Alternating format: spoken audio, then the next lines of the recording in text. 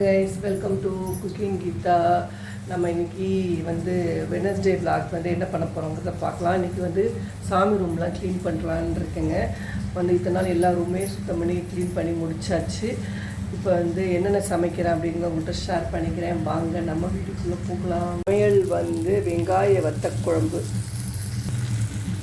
வெங்காயம் எல்லாம் போட்டு ஒரு வத்தக்குழம்பு நல்லா வதக்கிட்டேன் பாருங்கள். எண்ணெயில் சூப்பராக நல்லா வதங்கியிருக்கு. இப்போ புளி தண்ணியை ஊற்றிடலாம், புளி கரைச்சல் புளி மூடி வச்சாச்சு. தண்ணி விட்டு நல்லா கொதி வரட்டும். இங்கே பூண்டு ரசத்துக்கு நல்லா கொதிச்சிட்ருக்கு.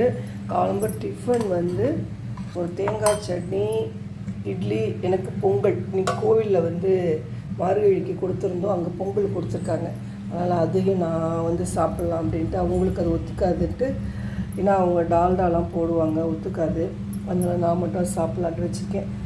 இதுக்கு ரசத்துக்கு தாங்க இது போட்டு வச்சுருக்கேன். மிளகு, ஜீரகம், கருவேப்பிலை, பூண்டெல்லாம்.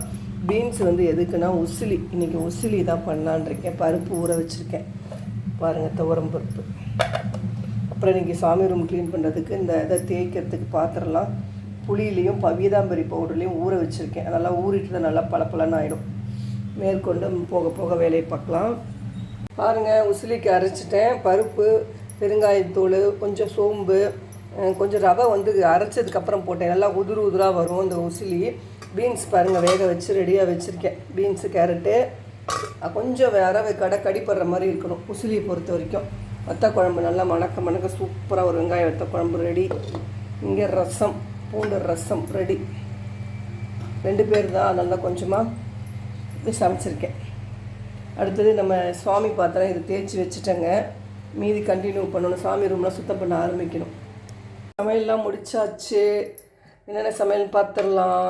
பூண்டு ரசம், கேரட், பீன்ஸ் போட்டு உசிலி, வத்தக்குழம்பு, வெங்காய வத்தக்குழம்பு, சுட சுட சாதம், எப்பவும் போல் மோர் எடுத்து வச்சாச்சு. சாமி ரூம் சுத்தம் பண்ணிகிட்ருக்கேங்க. எல்லாம் க்ளீனிங் ஆகிட்டுருக்கு. எல்லாமே முடிச்சாச்சு. நம்ம அடுத்தது என்ன ஒர்க்குங்கிறத பார்க்கலாம். பாருங்கள், எல்லாமே சாப்பாடு இன்றைக்கி டிஃபன் ஒன்றும் பண்ணல.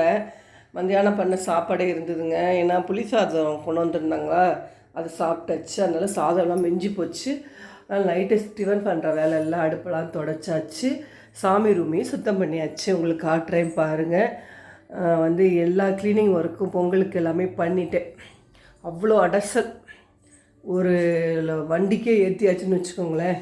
அவ்வளோ சாமான அடசலையும் ஒழிச்சாச்சு. ஓரளவுக்கு எல்லாமே ஒழிச்சாச்சு.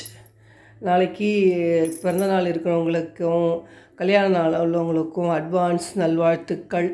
எல்லாருக்கும் நல்ல நாளாக நாளைக்கு அமையணும். வாழ்க வளமுடன். Thursday மார்னிங் எல்லாருக்கும் ஹாப்பி மார்னிங்காக இருக்கணும். Good night, bye, see you.